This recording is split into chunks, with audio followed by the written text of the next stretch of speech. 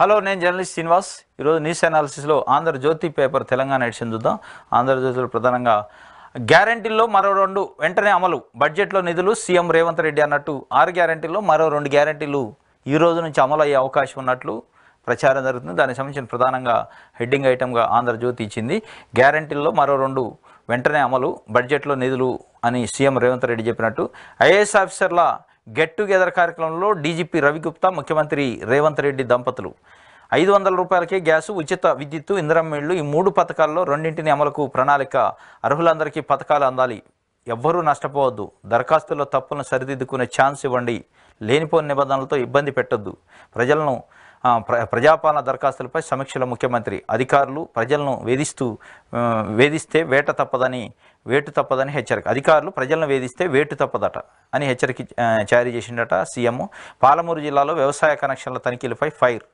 డైరెక్టర్లను తొలగించాం, ఎస్సీని బదిలీ చేశాం. బట్టి విక్రమార్క. నేడు ఇంద్రవెల్లికి సీఎం. లోక్సభ ఎన్నికల శంఖారం పూరుస్తున్నట్టు ఒక వార్త. కాంగ్రెస్ ప్రభుత్వం మరో 2 గ్యారెంటీలు అమలు చేసేందుకు సిద్ధమవుతుంది. ప్రధానంగా 500 రూపాయలకే గ్యాసు సిలిండర్ పంపిణీ, 200 యూనిట్ల వరకు ఉచిత విద్యుత్ సరఫరా, ఇంధనం ఇళ్లు మంజూరు చేసే ప్రక్రియపై సర్కారు దృష్టి సారించింది. ఈ 3 పథకాల్లో 2 వెంటనే అమలు చేసే యోచనలో ఉంది.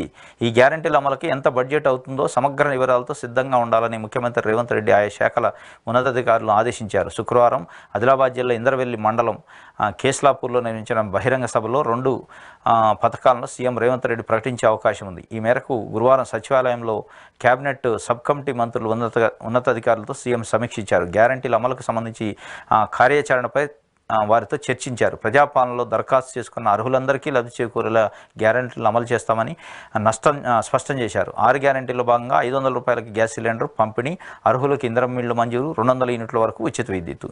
ఈ 3 గ్యారంటీలు మీద కనీసం 2 గ్యారెంటీలు ఈ రోజు నుంచి వెంటనే అమలు చేయాలని, దానికి సంబంధించిన కార్యాచరణ సిద్ధం చేయమని నిన్న కేబినెట్ సబ్ కమిటీ మరియు ఉన్నతాధికారులతో సమావేశంలో చెప్పారు. దాంట్లో ప్రధానంగా గ్యాస్ 500 రూపాయలకే గ్యాస్ కనెక్షన్, గ్యాస్ పంపిణీ చేసేది ఒకటి, ఇంకోటి 200 యూనిట్ల లోపు విద్యుత్ వాడుకునే లబ్ధిదారులకు, వినియోగదారులకు ఉచితంగా విద్యుత్ పంపిణీ చేసే అంశం. ఈ 2 ప్రధానంగా ఉంటాయి. ఇంకోటి ఇంధనం మిల్లు కూడా. ఈ 3లో 2 అట. ఈ 2లో గ్యాస్ అండ్ ఉచిత విద్యుత్ ఉండే అవకాశం ఉన్నట్టు ఈరోజు ఇంద్రవెల్లిలో జరిగే కేస్లాపూర్లో జరిగే బహిరంగ సభలో ముఖ్యమంత్రి స్వయంగా ప్రకటించే ఛాన్స్ ఉందని, దానికి అందుకే ముందే రివ్యూ చేశారని చెప్పి ఒక వార్తను ఆంధ్రజ్యోతి రాసింది. ఇంకోటి ప్రజాపాలన దరఖాస్తులకు సంబంధించి కూడా సమీక్షించారట. అంటే ఎంతవరకు ఆన్లైన్ చేశారు, డిజిటలైజేషన్ ఎంతవరకు అయింది అనే విషయాలు. అదేవిధంగా ప్రజలకి నష్టం జరగకుండా చూడండి, ఎక్కడ తప్పులొప్పులు ఉన్నా ప్రజలను వేధించొద్దు, ప్రజల్ని తిప్పొద్దు ఆఫీసుల చుట్టూ. ప్రజలను వేధించినట్టు తెలిస్తే తప్పనిసరిగా అధికారులపైన వేటు వేయాల్సిన పరిస్థితి ఉంటుంది అని అధికారులకి హెచ్చరించారు. అంటే ప్రజల కోణంలో ఇది ప్రజాపాలన కాబట్టి ప్రజల్ని ఇబ్బంది పెట్టే పరిస్థితి ఎక్కడ జరగొద్దు. ప్రజలు చిన్న పొరపాట్ల దరఖాస్తుల్లోనూ వాళ్ళకి మళ్ళీ ఫోన్ చేసి ఫీడ్బ్యాక్ తీసుకొని వాళ్ళ సమాచారం తీసుకొని మళ్ళీ ఆఫీసుల చుట్టూ వాళ్ళు తిరగకుండా వాళ్ళ ఫోన్ నెంబర్లకు ఫోన్ చేసి కనుక్కొని మాట్లాడండి. ఆ కరెక్షన్స్ ఏదైనా చేయండి, కానీ ఆఫీసుల చుట్టూ తిప్పి వాళ్ళని ఇబ్బంది పాలు చేసే వ్యవహారం చేయొద్దు అని చాలా సీరియస్గా ముఖ్యమంత్రి రేవంత్ రెడ్డి గారు చెప్పిన వార్తని ఆంధ్రజ్యోతి రాసింది. అధికారులకి చెప్పారని. ఒక్కో నియోజకవర్గానికి 10 కోట్లు మంజూరు, 110 నియోజకవర్గాలకు 1190 కోట్లు SDF స్పెషల్ డెవలప్మెంట్ ఫండ్ అట. ఇన్ఛార్జి మంత్రుల అనుమతితో అభివృద్ధి పనులు. ప్రతి నియోజకవర్గంలో 2 కోట్ల పాఠశాలకు, తాగునీటికి 1 కోటి, కలెక్టరేట్ నిర్వహణకు 50 లక్షలు. ఇది నిన్న కాంగ్రెస్ పార్టీ ప్రభుత్వం వచ్చిన తర్వాత ఇన్ఛార్జి మంత్రులు పెట్టింది. ఒక్కొక్క ఆ జిల్లా మంత్రిగా, ఆ జిల్లాలో ఏదైతే నల్గొండ జిల్లాలో సపోజ్ మంత్రి ఉంటే ఆయన పక్క జిల్లాలోనూ ఇంకో జిల్లాలో మంత్రిగా ఇన్ఛార్జీలుగా వేసింది. ఒక జిల్లా వాళ్ళని ఇంకో జిల్లాలో, ఇంకో జిల్లా వాళ్ళని ఇంకో జిల్లాలో ఇన్ఛార్జి మంత్రులుగా వేసి ఆ ఇన్ఛార్జి మంత్రులకు నిన్న నియోజకవర్గానికి 10 కోట్లు ఇన్ఛార్జి మంత్రుల పేర ఫండ్ రిలీజ్ చేశారు.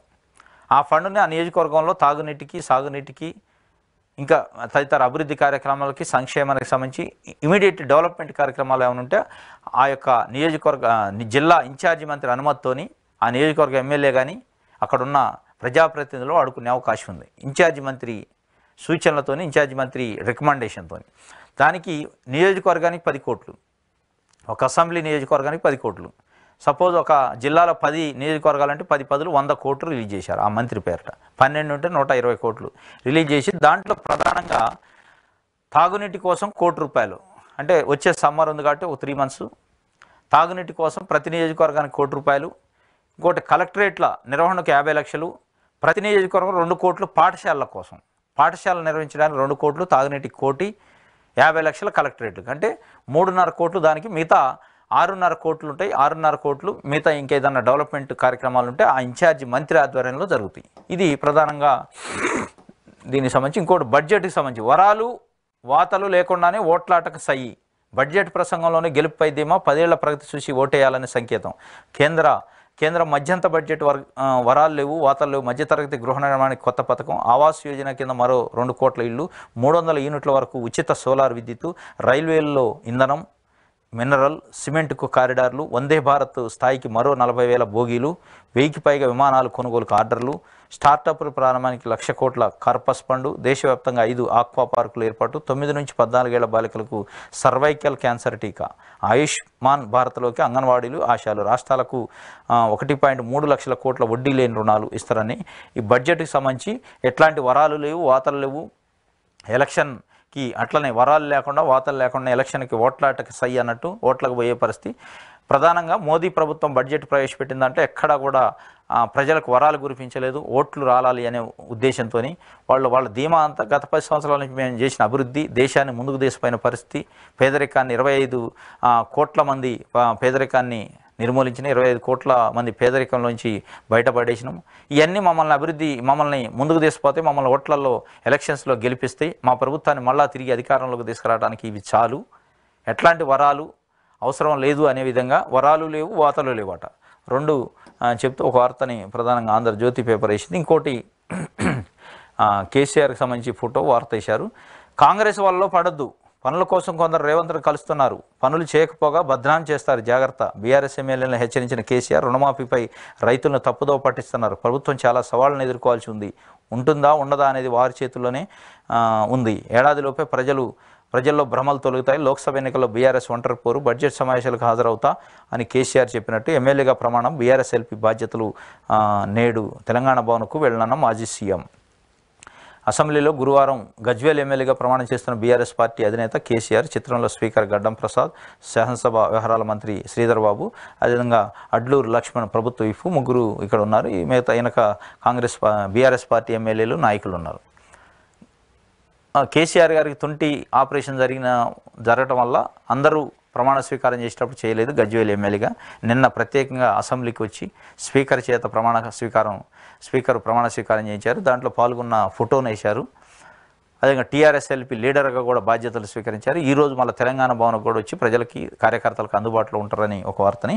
దాంట్లో ప్రధానంగా వారు చెప్పింది కాంగ్రెస్ వాళ్ళలో పడొద్దు, ముఖ్యమంత్రిని కొంతమంది బీఆర్ఎస్ పార్టీ ఎమ్మెల్యేలు ఈ మధ్యకాలంలో కలిశారు, వారిని ఉద్దేశించి భవిష్యత్తులో ఎవరైనా కలవాలనే ఉద్దేశం ఉన్నా వారిని ఉద్దేశించి మాట్లాడారు. మీరు కాంగ్రెస్ వలలో పడొద్దు, ముఖ్యమంత్రిని కానీ మంత్రులు కానీ కలవటం వల్ల పనులు కాకపోగా మిమ్మల్ని బదనాయం చేస్తారు, తప్పనిసరిగా మీరు కలిసే ప్రయత్నం చేయొద్దు, అనుమతి లేకుండా కలవద్దని వాళ్ళకి సూచన చేసినట్టు, ఇన్స్ట్రక్షన్స్ ఆర్డర్ చేసినట్టు కూడా ఒక వార్త. పనులు చేయకపోగా బదనాయం చేస్తారు జాగ్రత్త, బీఆర్ఎస్ ఎమ్మెల్యేలను హెచ్చరించిన కేసీఆర్ అని ఒక వార్త రాశారు. అంటే కాంగ్రెస్ పార్టీ ఎమ్మెల్యేలైనా, బీఆర్ఎస్ పార్టీ ఎమ్మెల్యేలైనా, ఎంఐఎం అయినా, ఇంకో పార్టీ అయినా, కమ్యూనిస్ట్ పార్టీ అయినా, ఎమ్మెల్యేగా ప్రజలు ఎన్నుకునేది ప్రజల యొక్క పనులు, ప్రజల యొక్క అభివృద్ధి, సంక్షేమం చేయాలి ఆ నియోజకవర్గానికి. మరి ప్రభుత్వానికి సంబంధించిన మంత్రులు కానీ ముఖ్యమంత్రిని కానీ కలవకుండా ఎట్లా పనులు అవుతాయి? వల్ల వేసుకోవటం ఏంది, వల్ల పట్టం ఏంది? మీరు అట్లా చేసుకున్నారా? కాంగ్రెస్ పార్టీకి సంబంధించిన 12 మంది ఎమ్మెల్యేలను జాయిన్ చేసుకుంటారు, టీడీపీని పార్టీని ఎమ్మెల్యేలను జాయిన్ చేసుకుంటారు. మీరు ఒక మాట పదే అండి, గాడిదకి గడ్డేసి బర్రెన పాలు అంటే ఎట్లా ఇస్తుందని. ఇప్పుడు అదే సూత్రం వీళ్ళకి వర్తిస్తుంది. గాడిదకి గడ్డేసి బర్రెన పాలు అంటే ఎట్లా ఇస్తుంది? బీఆర్ఎస్ పార్టీగా ఇప్పుడు నిన్న స్టార్ట్ అయింది, ఈ మధ్యలో ఒక 6 నెలలు అయింది కాళ్ళు మొక్కుడు కార్యక్రమం. నిన్న కాళ్ళు మొక్కారు, అందరూ బొక్కే వేయటం, కాళ్ళు మొక్కడం, బొక్కే వేయటం, కాళ్ళు. మీ కాళ్ళు మొక్కితే వాళ్ళని గెలిపించిన ప్రజలకు పనులు కావు కదా. ప్రభుత్వం దగ్గరకు పోయి పనులు చేయించుకుంటే పనులు అవుతాయి. ఎమ్మెల్యేలని, ఎంపీలని, మంత్రుల్ని, ముఖ్యమంత్రిని కలిస్తే ఏదైనా కావాల్సిన నిధులు వస్తాయి, సంక్షేమం వద్దే, అభివృద్ధి అయింది. మీ కాళ్ళు మొక్కించుకుంటే ఎక్కడైతే పనులు? మీరు అన్నదేగా గాడిదకి గడ్డేసి బర్రెల పాలు ఇవంటే ఎట్లా ఇస్తాయని. అందుకే గాడిదకి గడ్డేయద్దు, బర్రెలనే పాలు అడగద్దు, బర్రెలనే పాలు అడగాల, బర్రెలకే గడ్డేయాలి. మీరు చెప్పే సూత్రమే పదే మీటింగ్లో చెప్పేది. గాడిదకి గడ్డేసి బర్రెన పాలు ఇవంటే ఎట్టిస్తుంది? అట్లా చెప్పేది. కాబట్టి ఇప్పుడు మరి వాళ్ళు కూడా వాళ్ళని గెలిపించిన ప్రజలు, నియోజకవర్గంలో ప్రజలకి ఏదైనా పనులు చేయాలంటే, ఏదైనా అభివృద్ధి చేయాలంటే కంపల్సరీ అధికార పార్టీకి సంబంధించి ప్రభుత్వం దగ్గరికి వెళ్ళాలి, పనులు చేయించుకోవాలి. మీరు కలవద్దు, మిమ్మల్ని వల్ల చేసుకుంటారు, బదనాయం చేస్తారు. మీరు అట్లా చేశారా? మీరు ప్రగతి భవన్ గెలిచి కండవలు కప్పేది కదా, సన్మానాలు చేసేది కదా ప్రతిపక్ష పార్టీ ఎమ్మెల్యేలని. మీరు ఆ బదనాయం చేయడం కోసమైనా మీరు వాళ్ళకి ఏం పనులు చేయకుండా బదనాయం చేశారా? ఇప్పుడు కాంగ్రెస్ అట్లా చేస్తుందని ఎందుకు భయపడుతున్నారు? తప్పనిసరిగా మీరు చేసిన ఘనకార్యాలు మీకే కొట్టుకునే పరిస్థితి వచ్చింది. ఇప్పుడు కాంగ్రెస్ పార్టీ ముఖ్యమంత్రి ఉండొచ్చు, మంత్రులు ఉండొచ్చు, మంత్రులని ముఖ్యమంత్రిని ఎప్పుడైనా కలవచ్చు, స్వేచ్ఛ ఉంటుంది ఎమ్మెల్యేలకి, వాళ్ళ ప్రివిలేజ్ అది. మీరు ఎట్లా కంట్రోల్ చేస్తారు?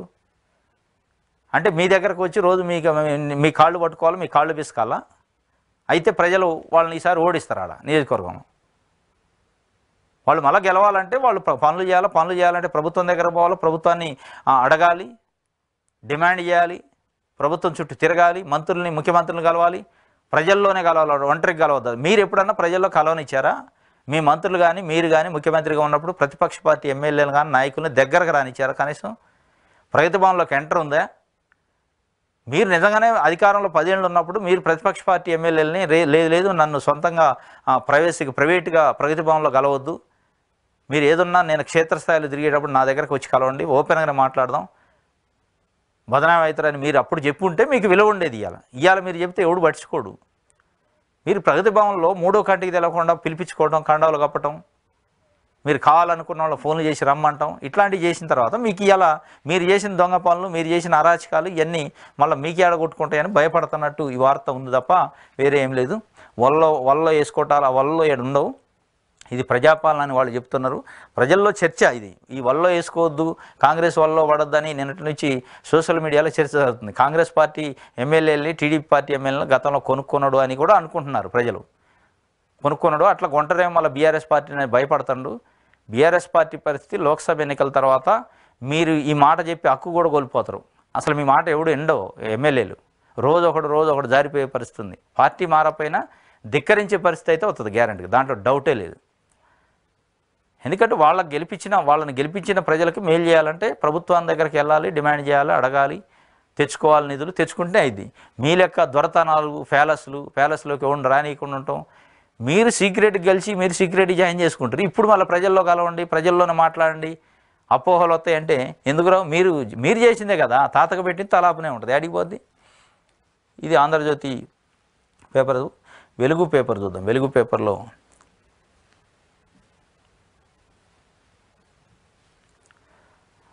సాదాసీదా వరాలు లేవు, అతలు లేవు, ఓటాన్ అకౌంట్ బడ్జెట్ను ప్రవేశపెట్టిన నిర్మల. రక్షణ రంగానికి దండిగా నిధులు, సాగు కంటే హెల్త్ ఇతర సెక్టార్లకు పర్వాలేదు. 5 ఏళ్లలో మరో 2 కోట్ల ఇళ్ల నిర్మాణం, 1 కోటి కుటుంబాలకు 300 యూనిట్ల వరకు ఫ్రీ కరెంటు, ట్యాక్స్ స్లాబుల్లో ఎలాంటి మార్పులు లేవు, ఎలక్ట్రిక్ వాహనాల వాడకానికి ప్రోత్సాహం, అంగన్వాడీ సిబ్బందికి ఆయుష్మాన్ భారత్ ప్రజల ఆదాయం 50% పెరిగిందన్న నిర్మలా సీతారామన్.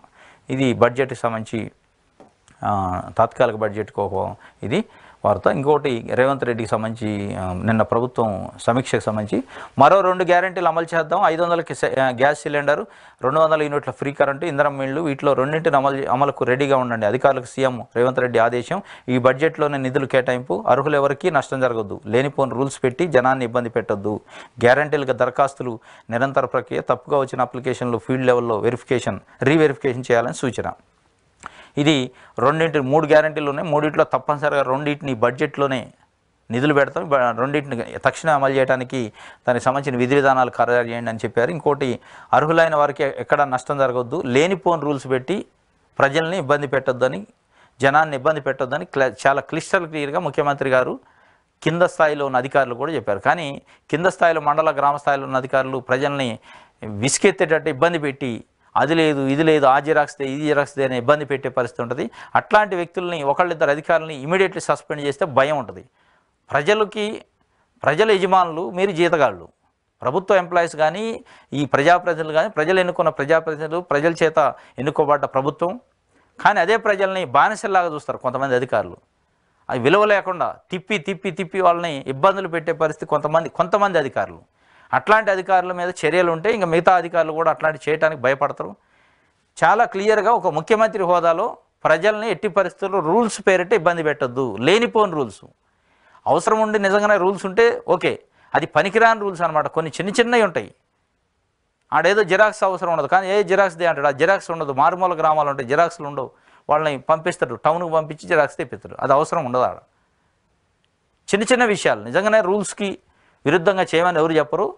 కావాల్సిన దాంట్లో రూల్స్ పాటించండి. కానీ చిన్న చిన్న క్లరికల్ మిస్టేక్స్ అట్లాంటివి ఉంటే, రాసిన దాంట్లో తప్పు ఉంటే దాన్ని పక్కకు పెట్టి ఇంకోటిది ఇట్లాంటి పరిస్థితులు. ఆయన తప్పుగా వచ్చిన అప్లికేషన్ ఫీల్డ్ లెవెల్లో రీవెరిఫికేషన్ కూడా చేయమని చెప్పిండు ముఖ్యమంత్రి గారు.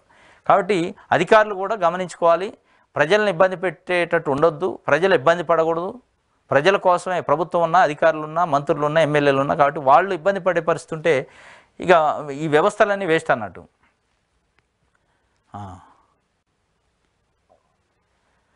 జెంట్ స్పెషల్ పేరుతో RTC bus LB Nagar Ibrahimpatnam రూట్లో ఒక ట్రిప్ నడిపిన అధికారులు పర్మిషన్ లేకుండా నడపడంపై ఉన్నతాధికారుల ఆగ్రహం.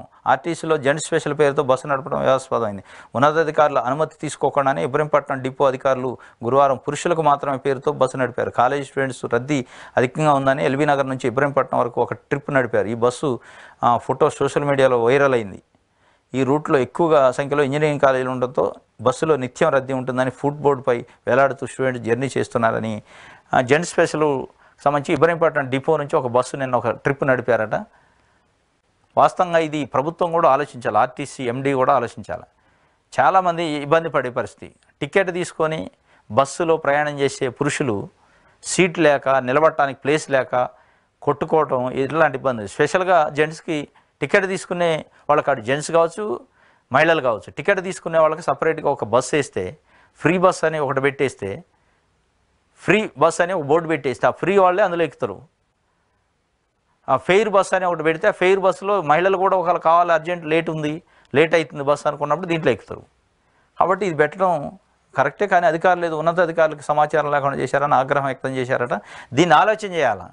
ఇది మొత్తం రాష్ట్ర వ్యాప్తంగా ఇంప్లిమెంట్ చేస్తే సక్సెస్ అయింది. ఎందుకంటే చాలామంది జనాలు తిట్టుకుంటున్నారు. ఫ్రీ బస్సు వల్ల చాలామంది టికెట్ తీసుకున్న వాళ్ళు సఫర్ అవుతున్నారు. దానివల్ల ప్రభుత్వం మీద తిట్టిపోస్తున్నారు. కాబట్టి దానికి రెమెడీ ఏంటంటే ఇదే, స్పెషల్గా బస్సు నడపటం, ఫెయిర్ బస్సు, అన్ఫెయిర్ బస్సు రెండు పెట్టే, ఛార్జ్ బస్సు, ఛార్జ్లెస్ బస్సు అని రెండు పెట్టడం వల్ల మీకు లాభం ఉంటుంది. ప్రజలు ఇబ్బంది పడకుండా ప్రభుత్వానికి విమర్శలు రావు. ఇంకోటి, మాజీ మంత్రి మల్లారెడ్డికి సంబంధించి ఒక వార్త ఉంది. మళ్ళా మంత్రిని అయితేనేమో 5 ఏళ్లలో ఏదైనా జరగవచ్చు. మల్లారెడ్డి త్వరలోనే సీఎం రేవంత్ని కలుస్తా, కాంగ్రెస్ గెలుస్తుందని కల్లో కూడా అనుకోలేదు. ఆ షాక్ నుంచి మేము ఇంకా తేరుకోలేదు. మీడియాతో మాజీ మంత్రి చిట్ చాట్ అని త్వరలోనే రేవంత్ రెడ్డిని కలుస్తాడట. నిన్ననే సీఎం చెప్పిండు, కలవద్దు, ఒంటరిగా కలవద్దు, ఒంటరిగా కలిస్తే మీ పైన బదనాయం చేస్తారు, ప్రజల్లో కలవండి అని. కానీ ఓపెన్ స్టేట్మెంటే ఇచ్చిండు మాజీ మంత్రి మల్లారెడ్డి గారు. త్వరలోనే కలుస్తాం, మంత్రిని కూడా అయితేనేమో అంటుండు. మరి ఎట్లా అవుతాడు మంత్రి అంటే? మరి తలసానికి ఇట్లా బీఆర్ఎస్ ప్రభుత్వంలో అప్పట్లో 2015లో మంత్రి అయిండు ఒకసారి. తలసాని శ్రీనివాస్ యాదవ్ సనత్నగర్ నుంచి టీడీపీ సింబలమే గెలిచి టీఆర్ఎస్ పార్టీ మంత్రివర్గంలో, టీఆర్ఎస్ ప్రభుత్వంలో మంత్రి అయిండు. మరి అట్లా అవుతాడా లేదా ఇంకొక రకంగా అవుతాడా చెప్పలేదు. కానీ త్వరలోనే మంత్రిని కూడా అయ్యే అవకాశం ఉందన్నట్టు, తొందరలోనే రేవంత్ రెడ్డిని కలుస్తాను, నేను ఆయన చాలా పాత మిత్రులు అన్నట్టు కూడా చెప్పిండు. మరి ఇది ఎటు దారి తీద్దో తెలవాలి. ముఖ్యమంత్రి ఒక వెళ్ళి భయపడుతూనే ఉండు, రోజు ఒకటి జారిపోతాడు అయింది. ఆల్రెడీ 2 గ్రూపులు కలిసినాయి, ఈయన ఒక గ్రూపు వెళ్ళి కలుస్తాడు అయిందని భయపడతాడు. మరి ఆ భయానికి ఇంకొద్దిగా నిప్పుల్లో ఇంకా కొద్ది కిరోసిన్ పెట్రోల్ పోసినట్టు ఆ నిప్పుని ఇంకా రాజేసినట్టుంది మల్లారెడ్డి మాటలో. చూడాలి ఏం జరిగిద్దో. ఇది కలిస్తే మటుకి ఇంకా బీఆర్ఎస్లో ప్రకంపనలు మొదలైతాయి. ఎందుకంటే ఈయన అన్నట్టు నేను తొందరలోనే కలుస్తానలా, తొందర ఎప్పుడో చూద్దాం. ఇది వెలుగుకు సంబంధించి వార్త. నమస్తే తెలంగాణలో చూద్దాం. నమస్తే తెలంగాణలో, తెలంగాణకు బీఆర్ఎస్ఏ కవచం, రాజీ లేని పోరాటం. తెలంగాణ ప్రయోజనాల కోసం తెగించి కొట్లాడదాం. హామీల అమలుకు కాంగ్రెస్ సర్కారుకు అంత ఈజీ కాదు. కాంగ్రెస్ వైఫల్యాలను ప్రజాక్షేత్రంలో బయట పెడదాం. కృష్ణా ప్రాజెక్టులను కేంద్రానికి అప్పగించడం దారుణం. కేంద్ర ప్రభుత్వ చర్యపై పార్లమెంట్లో నిరసన తెలపాలి. బీఆర్ఎస్ ఎంపీలకు పార్టీ అధినేత కేసీఆర్ దిశానిర్దేశం. ఎమ్మెల్యేలుగా ప్రమాణం, హాజరైన నేతలు, ప్రజాప్రతినిధులు. కృష్ణా ప్రాజెక్టులను కేఆర్బీఎంలో చేర్చడం తెలంగాణకు నష్టం. రాష్ట్రంలోని కృష్ణానదిపై ఉన్న ప్రాజెక్టులను కేఆర్బీఎం పరిధిలోకి చేర్చిన అంశంపై పార్టీ ఎంపీలతో కేసీఆర్ మాట్లాడారు. ఢిల్లీలో ఉన్న పార్లమెంటరీ పార్టీ నేత కేశవరావు లోక్సభలో బీఆర్ఎస్ పక్ష నేత నామా నాగేశ్వరరావుతో ఫోన్లో మాట్లాడారు. కేంద్ర ప్రతిపాదనలకు రాష్ట్రం తలగడం దారుణమని, ఇది తెలంగాణ ప్రయోజనాలను దెబ్బతీస్తుందని కేసీఆర్ వ్యాఖ్యానించారు. రైతుల ప్రయోజనాలకు భంగం కలిగే ప్రమాదం ఉన్నందున దీన్ని నిలువరించేందుకు పోరాడాలని ఎంపీలను ఆదేశించారు. దీనిపై పార్లమెంట్లో చర్చకు పట్టుబట్టాలని, సభలో నిరసన తెలపాలని ఎంపీలకు సూచించారు. జలశక్తి మంత్రిని కలిసి బీఆర్ఎస్ పక్షాన్ని నిరసన వ్యక్తం చేయాలని చెప్పారు. తెలంగాణకు బీఆర్ఎస్ఏ కవచమట. కృష్ణా నదీ జలాలకు సంబంధించిన ప్రాజెక్టులని 2 రాష్ట్రాలు కేఆర్బీఎం బోర్డు మీటింగ్లో కొద్ది రోజులు ఈ రెండు రాష్ట్రాలు కూడా ఆ ప్రాజెక్టుల యొక్క నిర్వహణని కేంద్రానికి అప్పచెప్పాలి. జలశక్తి మంత్రిత్వ ఆధ్వర్యంలో ఏ రాష్ట్రానికి ఎన్ని నీళ్ళు వదలాలి అనేది ఎట్లాంటి గొడవ లేకుండా వదలటానికి సంబంధించి వాళ్ళు టేక్ ఓవర్ చేసుకున్నారు కేంద్రం. దాన్ని ఇది చాలా అన్యాయము, కాంగ్రెస్ ప్రభుత్వం నిలువరించలేకపోయింది. కాంగ్రెస్ ప్రభుత్వం కాకుండా మేము ఉంటే దాన్ని అడ్డం పడేటోళ్ళం, అడ్డం పడి దాన్ని ఆపగలిగేటోళ్ళం అన్నట్లు ఒక ప్రకటన ఇచ్చారు.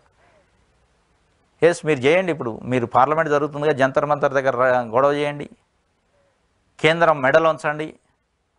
అంటే మీకు ఏమి కేసులు గిట్లా అడ్డం లేకపోతే ఈ లిక్కర్ కేసు అదే ఇదో భయపడి ఏదో నాటకానికి పేపర్లకి టీవీలకు కాకుండా హార్ట్ఫుల్గా ఫైట్ చేయండి. హార్ట్ఫుల్గా ఫైట్ చేసే పరిస్థితి మీరు మీకు కనపట్టాలి నాకు తెలిసి. ఇప్పుడు హార్ట్ఫుల్గా మీకు, ఎందుకంటే ఈ లిక్కర్ స్కామ్లు ఇంకేదో అయ్యి ఈడీలు సిబిఐ కేసులు ఉన్నట్టుంది. వీటి భయం మీకు వెనులో వణుకుపట్టిస్తుంది. మోడీకి ఎదురుగా మాట్లాడే పరిస్థితి లేదు. ఇవన్నీ ఏదో ఈ తుపాకీ రాముడు దెబ్బలు అనమాట. తుపాకీ రాముడు దెబ్బలు లెక్క అప్పుడప్పుడు కేంద్రం మెడలు ఉంచాలి, కేంద్రాన్ని కొట్లాడాలి, గొడవ చేయాలి, నిరసన వ్యక్తం చేయాలి, పార్లమెంట్లో చర్చ, ఇదేది అంటున్నారు. ఇదే మీరు 2014లో తెలంగాణ ఏర్పడిన కొత్తలో 7 మండలాలను తీసిపోయి తెలంగాణ ఆంధ్ర కలిగితే కిమ్మన్లే. ఇది కనీసం కేఆర్బిఎం బోర్డుకి తాత్కాలికంగా ఇచ్చారు ప్రాజెక్టులు.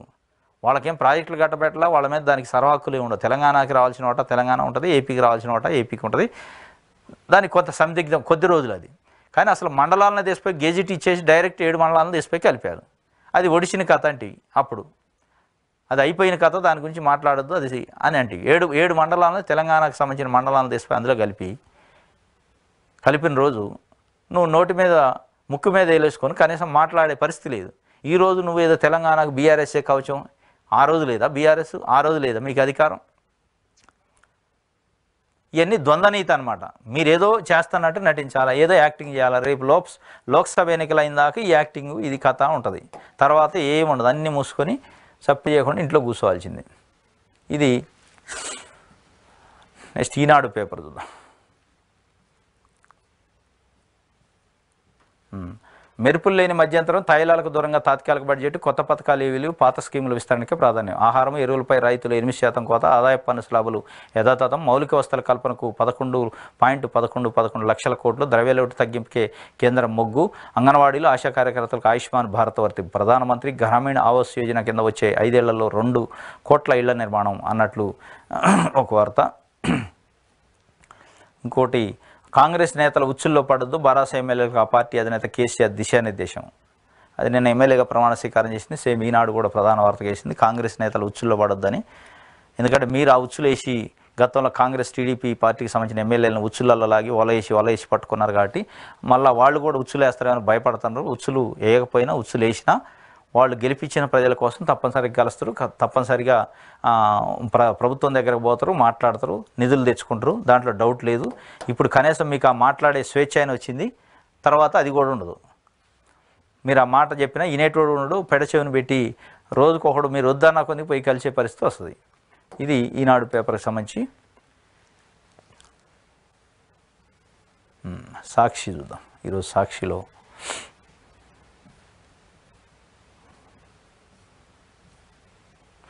సాక్షి పేపర్లో కూడా కడప గడ్డపై ఓ కపట నాటకం, తెరపైకి సౌభాగ్యమ్మ. ఇది ఏపీ వార్త. నిర్మల లెక్కలకు మోదీ మార్కులు వేసుకుందాం 100 మార్కులు అన్నట్టు బడ్జెట్కి సంబంధించి ఉమ్మడి ప్రాజెక్టుల బోర్డు నియంత్రణలోకి, కృష్ణా బోర్డు నియంత్రణలో శ్రీశైలం, సాగర్ నుంచి నీటి విడుదలకు తెలంగాణ, ఏపీ అంగీకారం.